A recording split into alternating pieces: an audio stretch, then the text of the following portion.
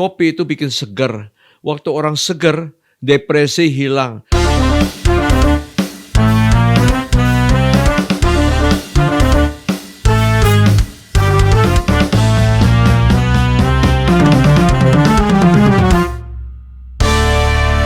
Ya, karena kopi menyenangkan. Bayangkan kopinya hitam. Ya, kalau hitam tuh bayangkan suatu yang gelap. Ya, Tapi begitu dekat kopi, ada harumnya. betul. Membuat kita ketawa. Bahkan banyak orang, kalau ada kopi, mereka potrek-potrek gitu. Yang difoto itu loh, kopinya. Air mineral tidak difoto. Dan itu mendatangkan happy. Happy membuat sehat. Oke. Ini kesindir saya ya. Kayak saya suka foto-foto kopi ya. Saya nggak pernah kok masang status air minum air putih. Dokter Hans ini bisa aja. Nah, Dokter Hans, tapi kebiasaan ngopi ini mungkin dari mahasiswa ya dulu ya? Dibuat ketika sejak begadang mahasiswa, belajar gitu. Ya, akhir-akhir ini kita lihat di mana-mana orang ngopi. Ya. Ternyata kalau dipandang dari segi kesehatan, kopi banyak manfaatnya. Tapi hati-hati, kita harus perhatikan. Kadang-kadang bisa datangkan dampak yang negatif. Mari kita belajar bagaimana mengatur kopi membuat kita semakin sehat. Kopi macam-macam, saya pecinta kopi banget. Terutama nih depan saya ada jenis kopi Arabica. Ya, ini dari Mandailing, Sumatera. Wah, bener ya, harum. Dan rasanya itu kadang-kadang nyandu juga sih dok.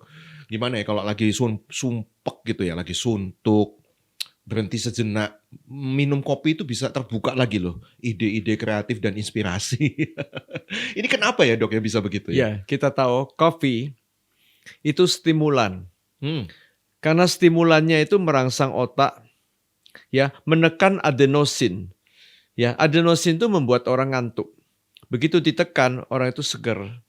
Ya, dan kopi itu mendatangkan serotonin. Serotonin itu menimbulkan rasa senang, rasa happy. Sehingga kopi umumnya menyebabkan orang ketagihan. Kalau tidak minum kopi rasanya gimana begitu.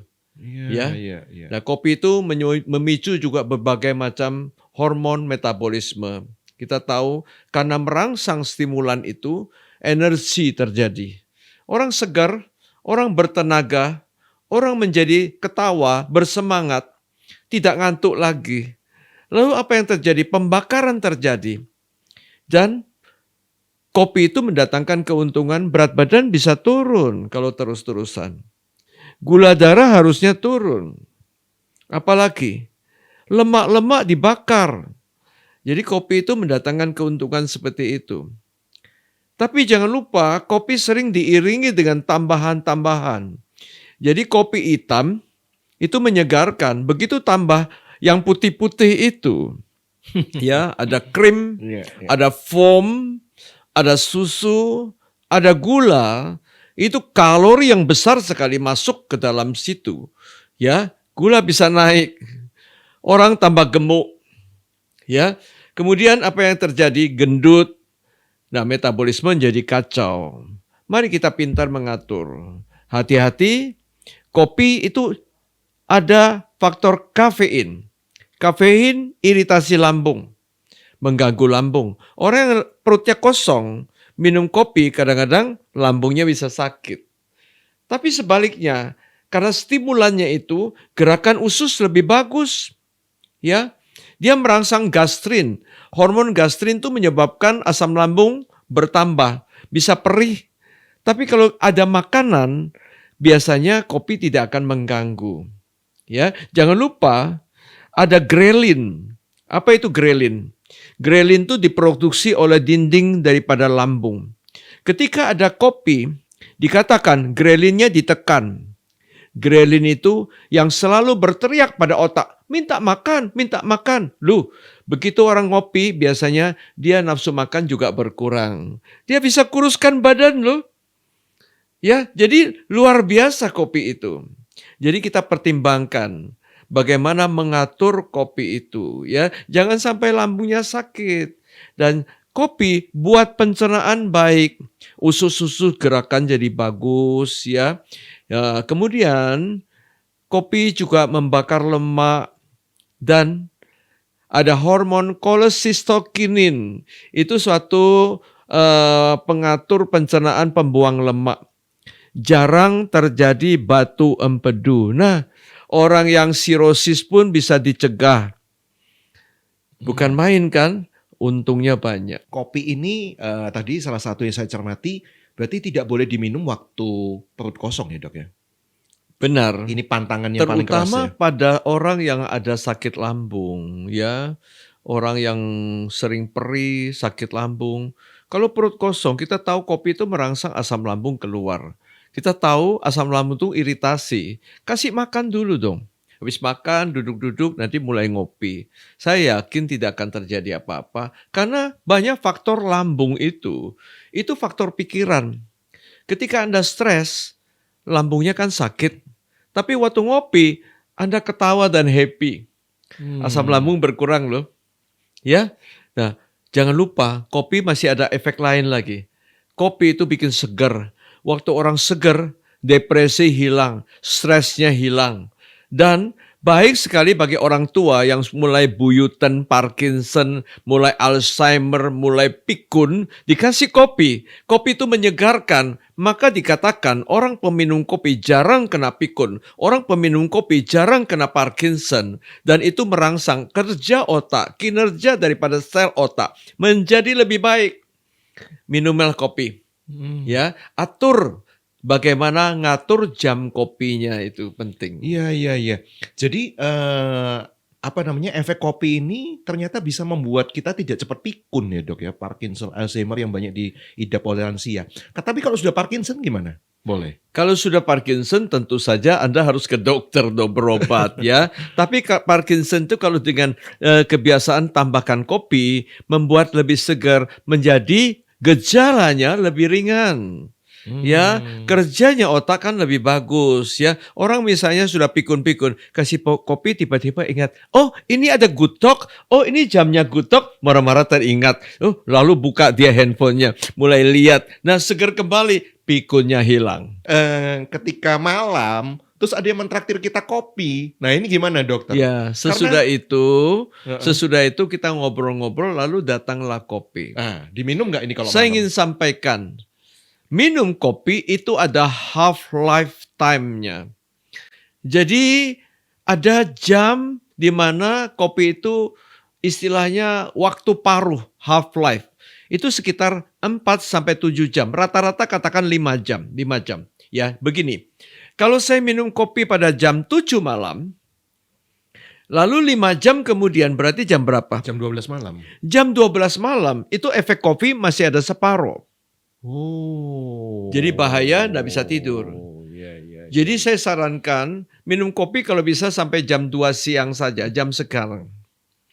Karena nanti sampai jam 7 malam, efek kopi kita masih ada separuh. Kalau kita ngopi misalnya jam 5 sore, sampai jam 10 malam, masih ada efek kopi separuh. Anda tidak bisa tidur dengan nyenyak. Jadi ingat, istilah half life. Jadi waktu paruh separuhnya itu 5 jaman. Waktu paruhnya 5 jam ya dok? Iya. Jadi total 10 jam gitu? Bukan, jadi 5 jam kemudian efeknya masih ada separuh. Efek ngantuknya Anda tidak bisa nggak bisa tidur. Nggak bisa tidur. Berarti kalau waktu paruhnya 5 jam habisnya kira-kira gitu. Habisnya kira-kira 10 jam? Kira-kira begitu. Ya, kira-kira begitu efeknya. Tapi biasanya makin lama itu bukan artinya dihitung dengan matematik gitu ya. 5 jam itu separuh, tapi belakangan itu habisnya lebih panjang. Jadi Dr. Hans, bicara soal kopi hitam, kopi putih, hitam boleh ya, putih juga boleh kan ya. Tapi putihnya pakai creamer gitu ya. Putih dengan creamer Putih dengan low fat creamer. Dan kalau kepingin manis pakai sweetener. Itu lebih aman ketimbang kita pakai gula pasir. Ingat, gula pasir, gula Jawa, gula aren, gula batu, brown sugar itu umumnya kalori besar. Madu pun kalori besar. Jadi jangan tambah-tambahkan seperti itu. Kita batasi kalori karena kita takut gemuk. Kita takut juga gula kita naik, ya. Oke. Nah, efek kopi ini kan kayaknya kan menimbulkan semangat gitu ya, Dok, ya tadi. Sampai orang itu matanya itu jadi punya energi sekian watt gitu tambahannya, tambahan Ya, daya. seperti Heeh. baterainya di-charge, ya, Betul betul. tambah tambah semangat. Betul. Nah, ini, masalahnya ketika diperhadapkan dengan orang yang punya gangguan psikosomatis, yaitu anxiety, gangguan kecemasan. Bagaimana, Dok, soal kopi ini? Kalau menurut saya ini boleh saja, karena Mhm, psikosomatis seringkali masalah ada konslet, mhm. ya. Jadi konslet di komputernya. Ya, kita tahu ini masalah Heeh. komputer, otak adalah komputer, jantung adalah dinamo, Iya. paru-paru adalah radiator, Oh, ya. Jadi kita tahu, konsletnya di otak. komputer. Oke oke. Kalau kita baterainya diperbaiki, tentu saja datangkan dampak yang positif juga, Mhm ya. mhm mhm. Bayangkan komputer kalau lowbat kan juga tidak bagus, Mhm mhm. ya. Jadi kita di-charge. Mhm. Asal kita tahu, ya, jangan sampai terlalu seger lalu timbul efek yang lain, itu namanya charge-nya terlalu kuat. Boleh nggak disiasati dengan ini, permen yang katanya rasa kopi itu? Permen rasa kopi gulanya naik lagi. Gulanya naik lagi nanti ya. Betul betul betul. Oke, ini, nampaknya penderita GERD ini juga pengen ngopi, Dokter Hans. Ini ada yang nanya ya dari Mansur, "Gimana Dok, buat, penderita GERD, cara minum kopinya Saya gimana?" mau katanya. cerita sedikit, Iya masalah Mas Mansur ini ya. iya. Ya, kita tahu GERD itu masalah asam lambung. Kalau kita makan pedas, makan kecut, ya, minum minum segala soda, itu mengganggu ke lambung. Kalau kita makan tidak teratur, kita minum obat macam-macam segala suplemen, kadang-kadang ganggu lambung. Ya, anti sakit pegelinu itu ganggu lambung. Ya, makan tidak teratur ganggu lambung. Masalah pikiran tuh ganggu lambung. Mhm. Ya, nah sekarang kalau kita sudah jaga makan, lalu pikiran kita masih kacau, takut, khawatir, cemas, itu asam lambung bertubi-tubi terus melimpah-limpah, lambung kita tidak selesai-selesai. Nah sekarang ada satu orang, ya, seorang anak muda, asam lambungnya banyak, dia sudah jaga makan, tapi dia masalahnya adalah pikiran, kacau, takut, khawatir, bertubi-tubi. Jadi lambungnya sering kumat. Suatu saat dia bertemu dengan teman, lalu teman ngajak ngobrol, lalu ngobrol datang lagi nimbrung si A, si B, si C. Ternyata teman-teman lama waktu masa masa sekolah dulu bergobrol, duduk di kafe. Ada 5 orang sana, cekakaan ketawa, senangnya bukan main, lalu ngopi. Lalu hatinya gembira sekali, happy banget. Begitu sampai di rumah, tidur malamnya, lalu besok pagi bangun, baru masih teringat si A, itu senangnya, si B, aduh senangnya, menyenangkan semua. Baru ingat, lu kemarin aku minum kopi, lu kemarin aku tidak minum obat lambung, Mmm. Kok bisa gitu ya? lu kemarin aku tidak sakit lambung, padahal minum Ah. kopi. Betul-betul hati gembira adalah obat. Jadi Mas Mansur, kalau minum kopi Anda ketawa dan Anda senang, kopinya kasih sedikit creamer supaya tidak pahit, kopinya kasih decaf supaya kafein tidak banyak, kopinya kasih sedikit sweetener supaya tidak pahit, Anda bisa ngopi sambil ketawa dan happy, tidak kumat. Amin amin. Ini berita baik ini ya, good news buat para penderita GERD.